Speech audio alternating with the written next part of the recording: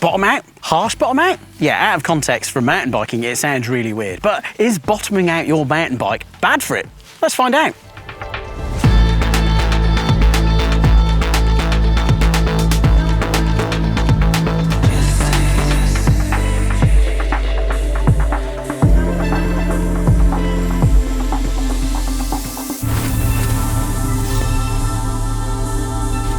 Bottom out, aka full compression, aka full travel. This is where you're using all of the suspension on your bike. Before we find out if it's bad and what to do to prevent it or manage it, just a little favour, and that's if you can just like and subscribe. It really helps us make great content like this. Right, let's dive into, well, full travel. Why should we care about bottom out? Well, it's really important because it's a really good indicator of where we're sat in the sag for our bike. Sag is this measurement which, well, is slightly elusive, but if you imagine that we're riding on a spring, on a full suspension bike, that's front and rear, and on a hardtail we're riding on the fork spring as well. So we're riding in that spring and it's keeping us in the same plane. So wheels are falling into terrain and absorbing bumps. And it's really important, especially with rear suspension, that we're in the right space. Why rear suspension?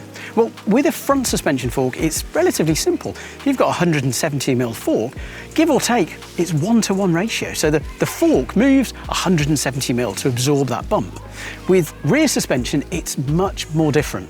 Why? Well, because we've got a leverage ratio. We've got a difference of where the pivot placements are. We've got this kinematic stuff. And what happens is that the rear wheel travel isn't going to be exactly the same as how much the shock travels. So there'll be a different leverage ratio. Now, suspension systems have advanced hugely over the years, and even a relatively simple single pivot might have a link activation to load the shock. And that loading of the shock changes this leverage ratio. So it means that where you sit in this sag is really important. Especially now we have single chain rings, so the drive point and where that load is always in the same place. On triples or doubles, it meant that that load point moved around a little bit. So designers had to be, well, I guess they've got more window to play with. Now we're narrowing in on a set number of sort of chainring sizes that work with the suspension system. That's because the anti-squat and anti-rise, these kind of complex terms that mean how the suspension operates under pedaling load and how it acts under load as you're pushing it into terrain, is really specific. So if your sag is at the wrong point and you're sitting in the wrong part of the travel, the rear wheel is going to be in the wrong place, the ride height of your bike is probably going to be in the wrong place, but also your suspension isn't going to work as it's meant to. So it might feel really boggy and sloppy, or you might get lots of feedback because the rear wheel is growing lots. So it's really important to set sag to reduce the effects of bottoming out. Is it damaging, bottoming out your suspension? Well, it kind of depends on how you're getting there.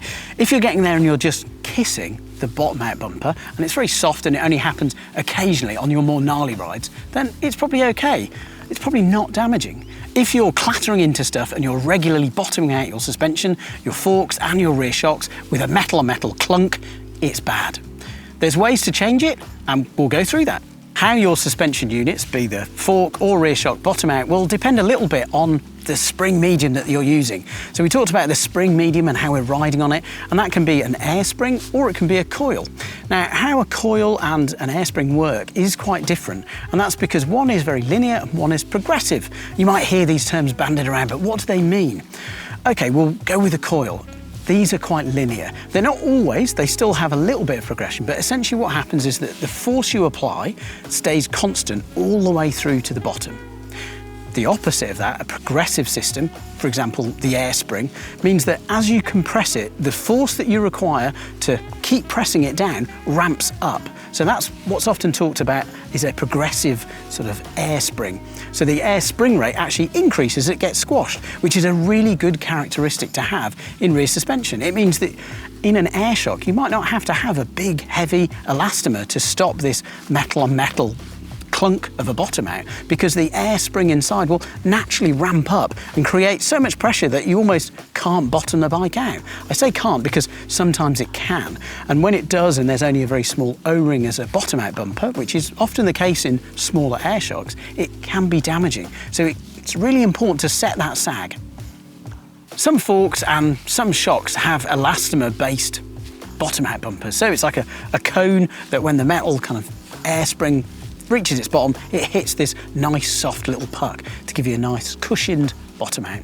Other systems use a hydraulic system to create this, using a bit of oil inside to help limit the flow, and it can be really soft.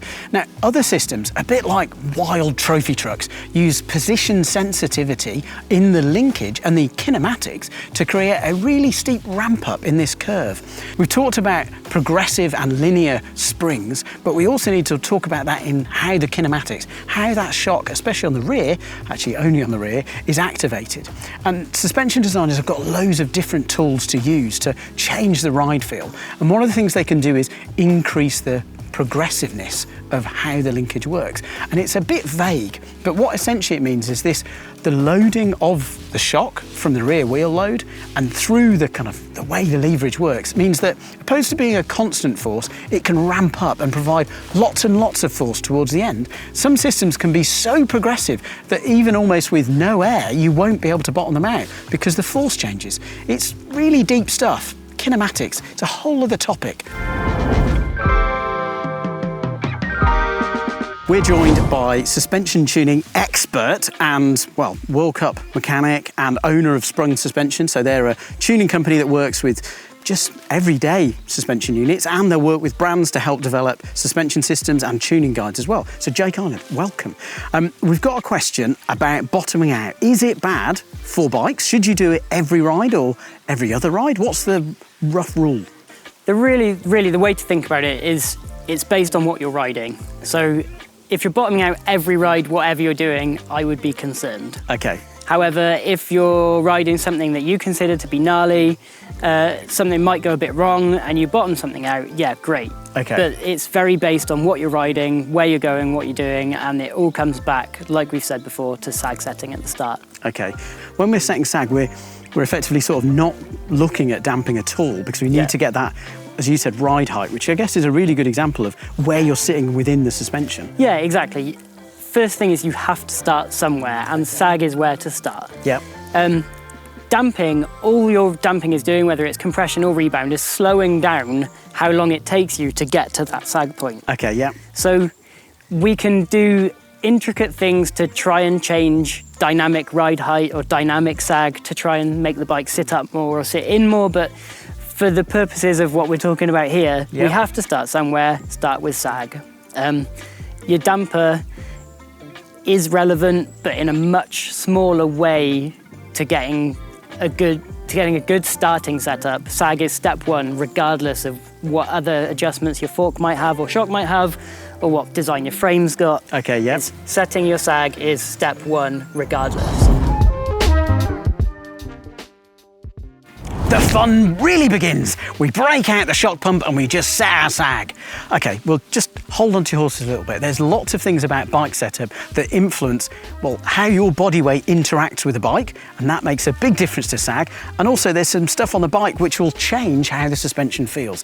What do I mean? Okay, it's really simple stuff.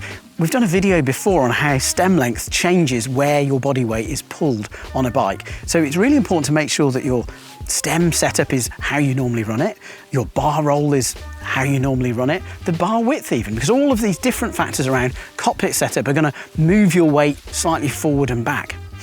The next thing to look at is tyre pressures. Have you switched tyres recently? Have you changed the tyre carcass? Have you found that optimal pressure? And that optimal pressure will depend on you. It's a really personal thing, because what I run at 75-ish kilos versus what, say, Jones runs at about 85 kilos, it's going to be really different. We also ride really differently. So setting tyre pressure is really important. And you might be wondering, but why is it so important? Well, it's the contact point on the ground. It's also another air spring. So making sure that that air spring and that sort of ride damping feel is correct first is super important. For sort of static sag, where you just sat on the bike, you might not feel that much difference from setting the pressure differently, but when you're rolling, it will make a big difference. So now, setting sag, now you can break out the shock pump. Well, again, simmer down, hold your horses, because lots of websites and lots of channels go, oh yeah, you need 25% sag, you need 30% sag, you need this. Okay, all of those numbers are great, but the specific thing about sag is that it's specific for you and it's specific for your bike. Because as we've discussed, the kinematics of your bike are different to my bike. And in some cases, that goes down to different sizes of the same model. So make sure you read the instructions and get the exact sag measurement. Some of these are going to be sort of how the rear wheel is sagging and the position of that, but it will be often listed as a stroke measurement that you'll have to measure. And it has to be really accurate.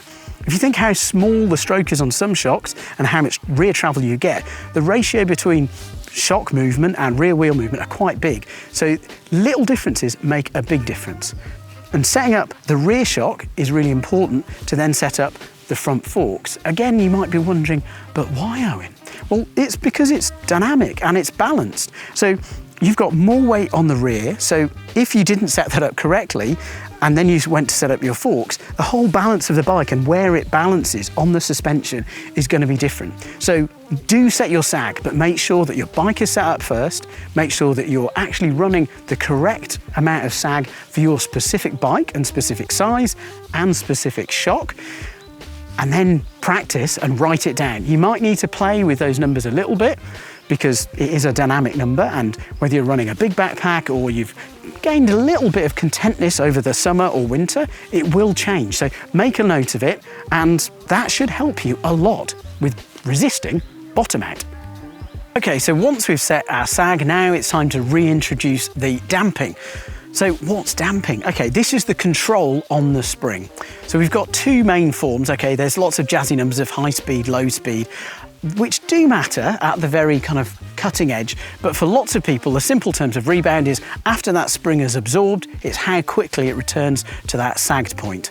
The compression damping is how quickly it compresses in. So controlling these two metrics, the kind of up from the spring force and in from the spring force, mean that you can control the forks and shock to a really high level. Lots of fork brands and rear shock brands have weight-specific, and I'll link to why that's important, weight-specific damping guides of how many clicks of rebound and how many springs of compression or clicks of compression that you'll need.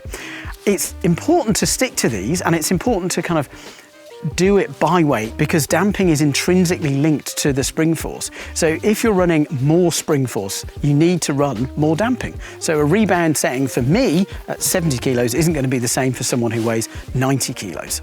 If you're still struggling with bottoming out your bike and you're running air springs, well, there's still things that you can do, and that's called volume spacers or air tokens. These are things that reduce the air volume in your shock or in your fork, and by reducing the air volume, we're playing with that progressive property of air. And it means by reducing that volume down, it means we've got a smaller window for the air to ramp up. And that means that the spring can be really, really progressive with more spacers in. Okay, so what happens if we've tried all these different solutions and we're setting sag correctly, but we're either not bottoming out, even on a trail we consider gnarly, or we've got the opposite problem of like we can't get to those sag numbers because the shock pressure just won't hold it. What other things can riders do? So the first thing to do is speak to a professional. You know, if you're following the advice to try and get to a good place and you can't get there, speak to a professional. We can probably help you relatively quickly and easily. Yep.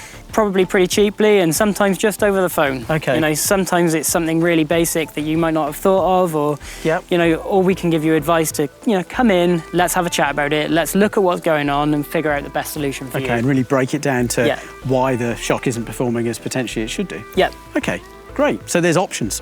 Yeah. Okay, that's really good to know, and I guess it is hyper-specific because it's down to where the rider is riding and what bike they're on. But if you're a lighter rider, are there, you know, some sort of quick tips that you've got to help with a tune? Yeah, I guess so. So lighter riders obviously suffer more with friction. You know, a heavier rider will overcome any friction anywhere, in whether it's fork or shock. So lighter riders sometimes will benefit from some friction reducing treatment, which there are various things and way more to go into on this video. Yep. Lighter riders, also it's worth looking at volume spacers. If your sag is okay but you're bottoming out too much, volume spacers are a great thing, and a lot of lighter riders, especially ones who are like pinners, suffer with that. Yep. And then damper tune is a bit more in depth and a bit more in depth with how it can affect your dynamic sag when you're riding too, because it won't really affect your static sag. Because it's related to spring rate, of course. Yeah. So, but there are things we can do to help. Okay, and then I guess it's sort of the opposite end of the scale. If you're one of those riders that's struggling to get sag, and you're kind of, even by setting sag, you're kind of at the limit of the shock, is volume spacer going to help, or is that going to ramp up, or what quick tools are there? Or is it so specific to how the kinematics of the bike work and where the rider's riding? Yeah, exactly. It's mostly specific to the kinematic of the bike and the weight of the rider. Okay. We would look at that, we would come up with a recommendation for, have you tried this volume spacer wise, air pressure wise? You know, the amount of data we have on spring rates is vast. Okay, yeah. So we can probably come up with some kind of, have you tried this? If you haven't, great, try it. If you have, right, well, where can we go next? Okay. So if you're really heavy, then a lot of the time we would look at damper tune, because if you're really heavy, you can be running the correct sag, but just blowing through all the travel where the damper can't help hold you up enough. Okay, yeah. So that's something that's So you can lean into the damper then? Yeah, exactly. So it's more common to go with a damper tune for heavier riders who are bottoming out a lot. Okay. It's common to go with a damper tune for really light and really heavy, but for different reasons. Yeah. The other thing I would look at is whether there's something that's actually better suited for you. Okay. So, where any professional tuning centre would go, actually, you're this weight, you're on this bike, you're doing this type of riding on this bike even, and even if you're within the normal weight boundaries, but actually that shock on that bike at your weight is, maybe there's something better for you. Yeah, okay. And realistically, instead of pouring your money into us tuning this for you, could something else be better? Yeah, okay. And that could be another air shock that's got itself like a different air pressure sort of rating and a different air volume itself and how it functions. Yeah, exactly. And we will always give you the best advice we can, and I'm sure every tuning centre is the same. We just want people to be on good bikes. Okay. It's not about trying to sell a service or a tune on this thing. It's that actually, that might be a bit useless, or we might say, you'll get a bit of an increase in performance by doing this, but there's a better option in doing that. Okay. So, it's a very, very wide question, but there are places we would start. Okay, perfect. So, chat to a professional, but there is help out there and you can improve your ride experience. Okay, it feels like we've covered a lot of ground in this topic, and all we've talked about is one little aspect of suspension, and there's so many little rabbit holes, not to ride into, but to actually discuss. There's so many aspects, but hopefully we've helped you. And that is that if you're bottoming out your suspension regularly and harshly, well, if you've done it harshly too many times, maybe get your shock retuned.